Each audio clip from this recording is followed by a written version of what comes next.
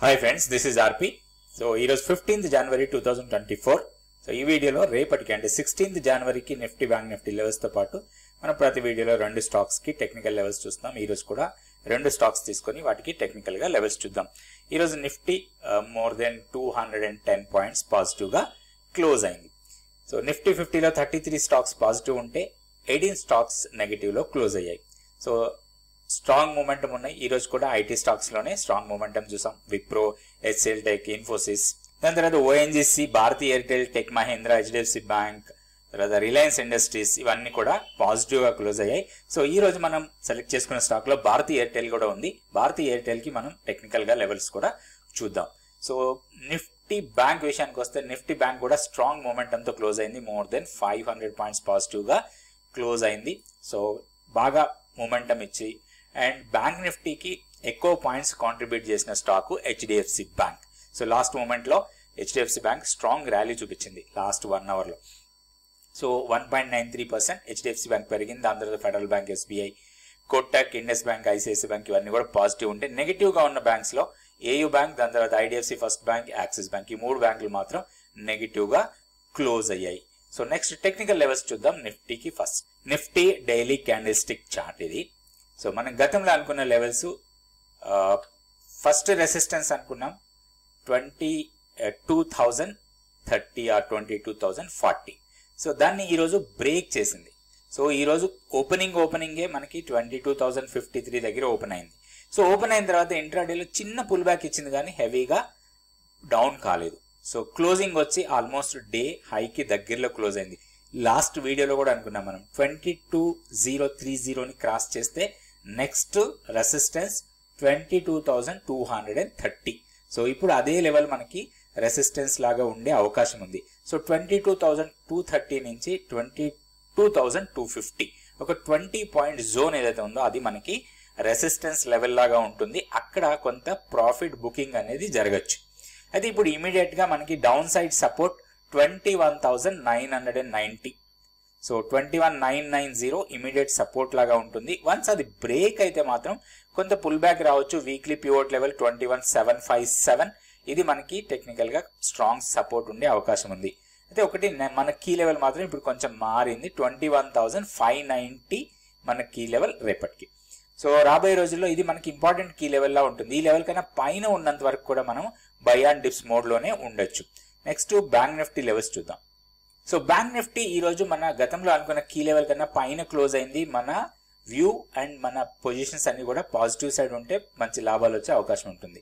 అయితే ఇప్పుడు మన కీ లెవెల్ 47,465. సో దీనికన్నా పైన ఉన్నంత వరకు కూడా మనం బై అండ్ డిప్స్ మోడ్ లో ఉండొచ్చు. ఇప్పుడు ఇమీడియట్ రెసిస్టెన్స్ మనకి 48,485 ఆర్ 48,450 500. 48,485 నుంచి 48,500 ఒక 15 పాయింట్ జోన్ అనుకోవచ్చు. ఇది మనకి ఇమీడియట్ రెసిస్టెన్స్ లాగా ఉంటుంది. ఇది క్రాస్ చేస్తే మాత్రం 49,000 దాని తర్వాత 49,400 ఈ రెండు లెవెల్స్ అప్ సైడ్ కొంత రెసిస్టెన్స్ లెవెల్స్ లాగా ఉంటాయి. సో డౌన్ సైడ్ మనకి మంచి బయింగ్ ఆపర్చునిటీ రావచ్చు రెండు లెవెల్స్ లో.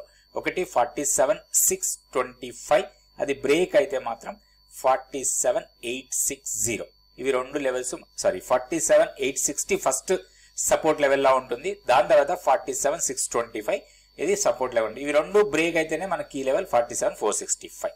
సో ఈ లెవెల్స్ దృష్టిలో పెట్టుకొని మనం బ్యాంక్ నిఫ్టీలో ప్లాన్ చేయొచ్చు. Next Nifty financial services or Fin Nifty దానికి లెవెల్స్ చూద్దాం.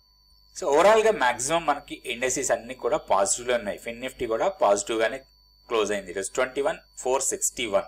సో మన గతంలో అనుకున్న రేంజ్ లోనే ట్రేడ్ అవుతుంది. సో మనకి అది రేంజ్ బ్రేక్అవుట్ అనేది చాలా ఇంపార్టెంట్. 21,596 మనకి అప్పర్ రేంజ్ అంటే 21,600. So down side 21,100. సో ఈ 500 పాయింట్ జోన్ లోనే చాలా రోజుల నుంచి ట్రేడ్ అవుతుంది. ఇప్పుడు కూడా అదే లెవెల్స్ లో ఉంది.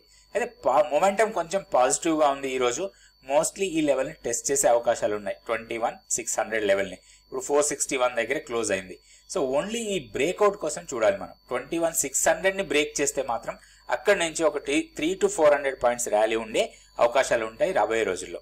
సో బ్రేక్అవుట్ ట్రేడ్ కోసం ప్లాన్ చేస్తే దీంట్లో మంచి లాభాలు రావచ్చు. ఇప్పుడు ప్రస్తుతానికి మాత్రం రేంజ్ బౌండ్ ఉండే అవకాశం ఉంది. ఇప్పుడు ఇమీడియట్ సపోర్ట్ 21,300 దాన్ని బ్రేక్ చేస్తే 21,100 ఈ లెవెల్స్ దృష్టిలో పెట్టుకొని మనం బ్యాంక్ నిఫ్టీ ఫైనాన్షియల్ సర్వీస్ లో కూడా ప్లాన్ చేసుకోవచ్చు ఆప్షన్స్ లో. నెక్స్ట్ స్టాక్ ఫ్యూచర్స్ లో యాక్టివిటీ చూస్తే మనకి ఓపెన్ ఇంట్రెస్ట్ బాగా పెరిగి ప్రైస్ పెరిగిన స్టాక్స్ లో ఓఎన్జీసీ టాప్ లో ఉంది. ఓపెన్ ఇంట్రెస్ట్ 27.5% పెరిగింది. దాంతోపాటు ప్రైస్ 4.38% పెరిగింది. దాని తర్వాత ఓఎఫ్ఎస్ఎస్ ఇక్కడ కూడా ఓపెన్ ఇంట్రెస్ట్ బాగా పెరిగింది. 25.85% ఓపెన్ ఇంట్రెస్ట్ పెరిగి ప్రైస్ 8.64% పెరిగింది. టాటా కమ్యూనికేషన్స్ 17.14% ఓపెన్ ఇంట్రెస్ట్ పెరిగింది. గ్రాన్యూల్స్ లో 12.56 open interest. Infosys, MCX, UBL, India mart, Ipca lab, DLF, federal bank, Chola finance ఇవన్నీ కూడా ఓపెన్ ఇంట్రెస్ట్ పెరిగి ప్రైస్ పెరిగిన స్టాక్స్. ఇందులో ఓఎన్జీసీ మన గతంలో చాలాసార్లు డిస్కస్ చేసిన స్టాక్ ఇది మొమెంటం ఇంకా స్ట్రాంగ్ ఉంది. సో టెక్నికల్ లెవెల్స్ ప్రకారం దీంట్లో మనం ట్రేడ్ చేసుకోవచ్చు. దాంతోపాటు ఈ రోజు మనం 2 స్టాక్స్ చూడాల్సిన దాంట్లో టాటా కమ్యూనికేషన్స్ కూడా తీసుకుందాం. So Bharti Airtel and Tata communications ఈ రెండింటికి మనము టెక్నికల్ గా లెవెల్స్ చూద్దాం. సో స్టాక్ వచ్చి భారతీ ఎయిర్టెల్. భారతీ ఎయిర్టెల్ లో ఈరోజు decent momentum last trading day రోజు కూడా అంటే ఫ్రైడే ట్రేడింగ్ లో కూడా మంచి మూమెంటమే ఉంది అండ్ కంటిన్యూస్ గా higher highs higher lows form అవుతా ఉంది. సో ఈ స్టాక్ లో హైయర్ మూమెంటంకి వెళ్ళే అవకాశాలే ఎక్కువ ఉన్నాయి. సో ఇప్పుడు 1102 రూపీస్ దగ్గర క్లోజ్ అయింది.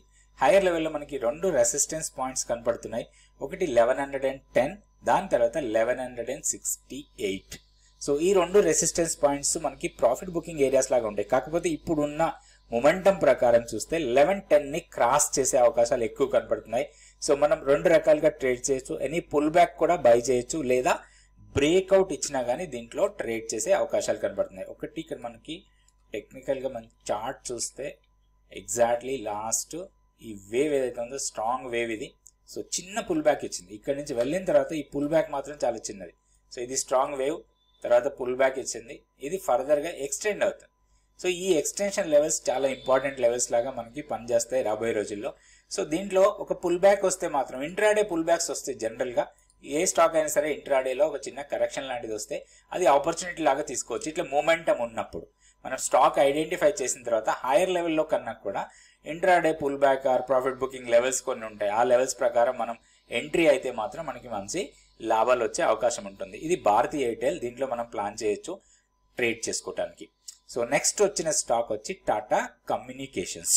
సో ఈరోజు 2 కూడా మనం కమ్యూనికేషన్ రిలేటెడ్ స్టాక్స్ నే సెలెక్ట్ చేసుకున్నాం. ఒకటి భారతీ ఎయిర్టెల్, దాని తర్వాత Tata communications. Tata communication stock కూడా టెక్నికల్ గా చార్ట్ చూద్దాం.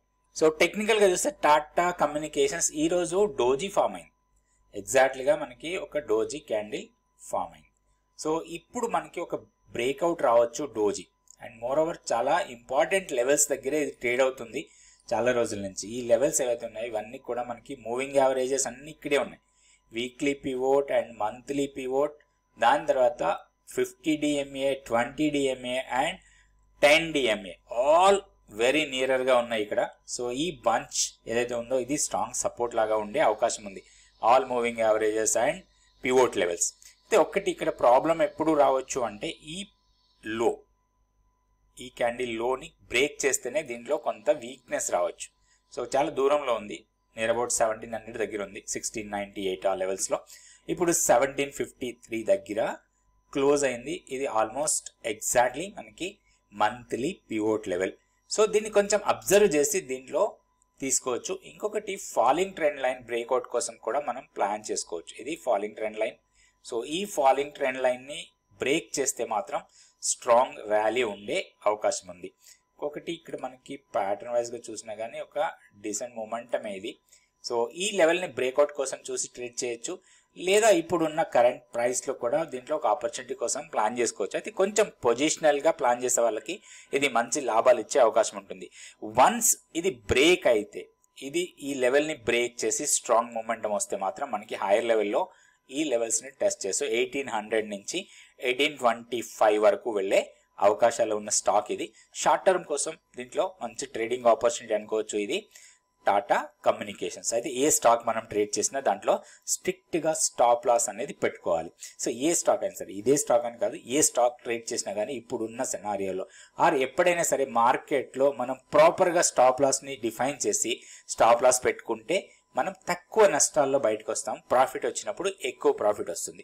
ఇది సింపుల్ రూల్. ఈ రూల్ ని ఫాలో అయితే స్టాక్ మార్కెట్ లో మనకి మంచి లాభాలు వస్తాయి. థ్యాంక్ యూ అండి. Thank you so much for watching this video. రేపు వీడియోలో మళ్ళీ కొన్ని స్టాక్స్ నిఫ్టీ, బ్యాంక్ నిఫ్టీ గురించి చూద్దాం. Thank you.